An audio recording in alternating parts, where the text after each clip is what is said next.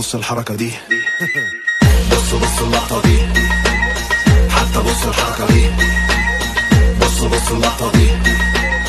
زي ما اتفقت ما بضيعش وقت الجد جد، الكلمة مني عهد. السلام عليكم حبايبي. مع سلسلة الوصفات الرمضانية هنعمل مع بعض النهاردة الدولمة العريق. في مصر يقولوا عليه محشي بس الخلطة مختلفة، طعم ولذيذ وسريع. يلا بينا نشوف كل التكات والحركات ونبدأ الخطوات.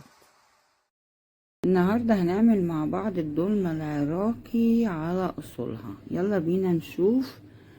هنبدأ. هيكون عندنا بتنجان، هيكون عندنا بصل، هيكون عندنا فلفل تقدري تعملي الالوان اللي تعجبك، ورق عنب وطماطم، بطاطس، كوسه، جزر.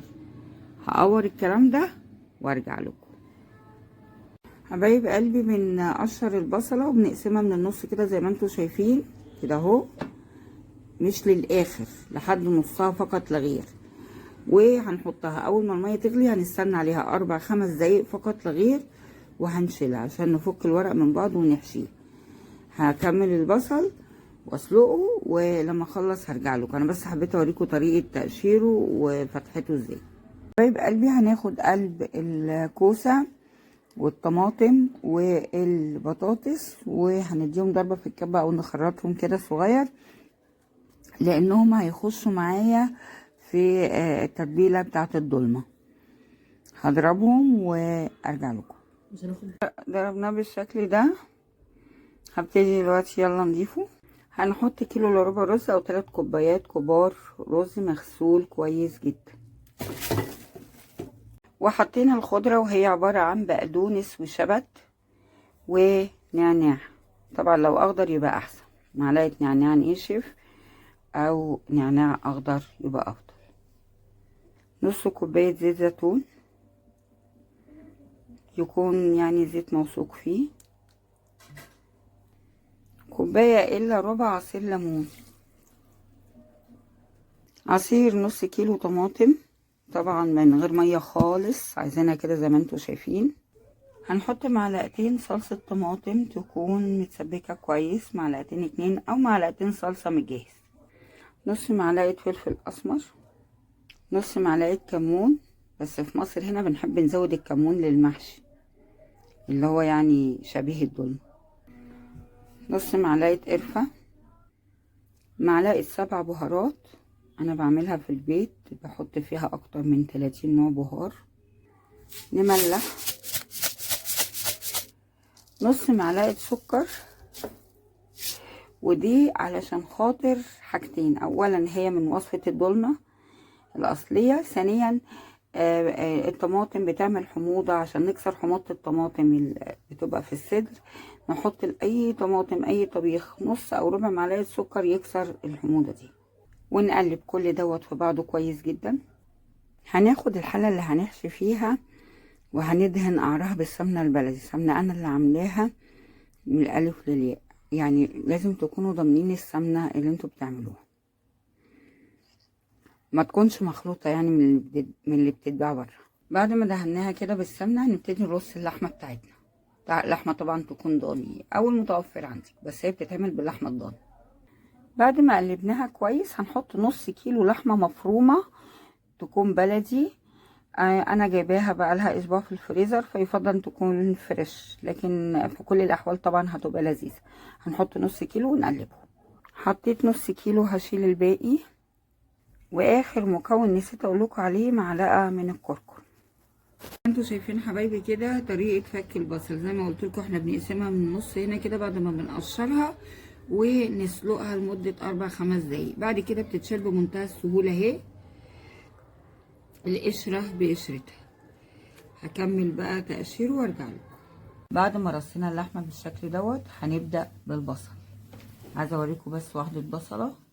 نحط كده الرز كده بتاعنا ونلفها كده. سهل جدا جدا جدا، يمكن من اسهل المحشي اللي بيتعمل. نرصه، هو بيبقى اول حاجه تحت علشان بياخد طعم القعر دوت، اللي هو بتبقى فيها لسعه بسيطه كده، بتبقى جميله جدا في البصل. خلاص. وبعد كده هوريكم بعد ما اخلص. حبايب قلبي بالشكل دوت هبتدي دلوقتي اشتغل في ورق العنب، هو اللي بعد كده.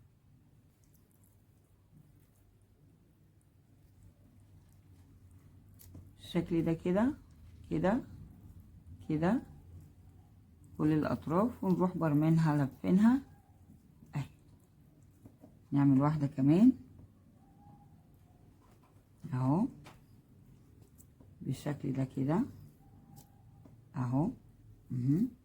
الجنب ده الجنب ده نعمل كده، وصباعي ده بيلم معايا اهي. هعمل اخر واحده معاكم واكمله بعد كده ارجع لكم بالشكل ده اهو. احط الحشوه بتاعتي كده كده اهو كده كده بالشكل ده.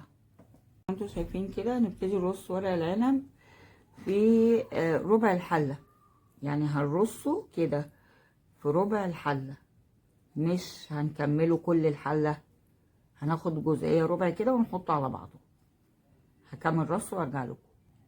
حبايب قلبي زي ما انتوا شايفين كده، الكوسه، الجزر، البطاطس، الفلفل، الطماطم، البتنجان، بطاطس دورين، ورق العنب، وتحت البصل واللحمه. نفس الكلام هنا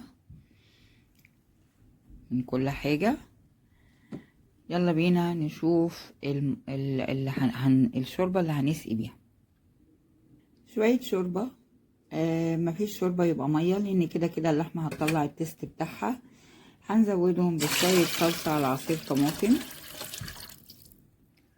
وده من كل التوابل اللي حطيناها، الكركم والكمون، كل التوابل اللي حطيناها.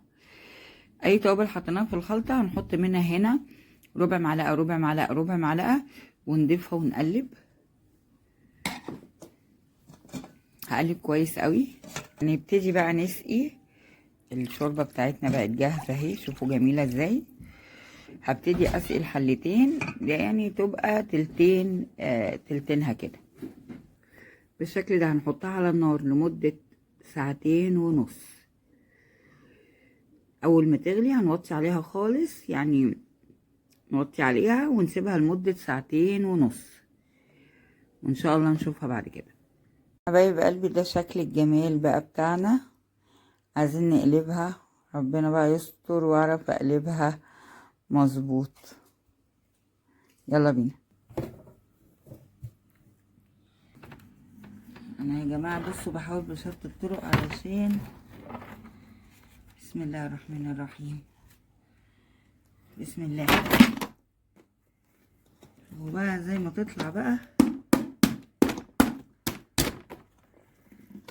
احنا كده عملنا اللي علينا.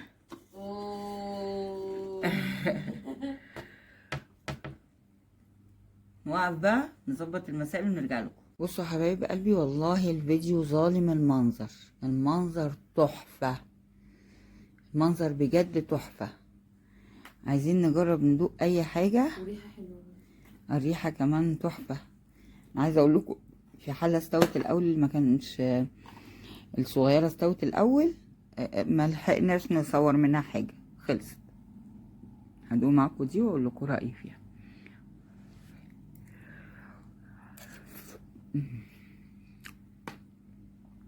بجد مش عشان حاجة، دي خدت سوا اكتر، طعمة ملهاش حد. زي ما قلت لكم 2.5 ساعة. وطوا النار اول ما تغلي، ادوها كمية المية مظبوطة.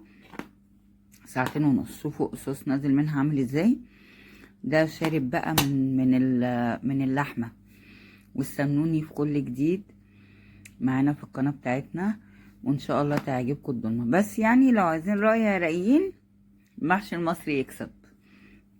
هو طعم جدا، بس احنا متعودين على المحشي بتاعنا يعني، والخلطة بتاعتنا اللي بتبقى مسبكة دي. بألف هنا وشفا للجميع يا رب، وجربوها وقولوا لي ايه رأيكم.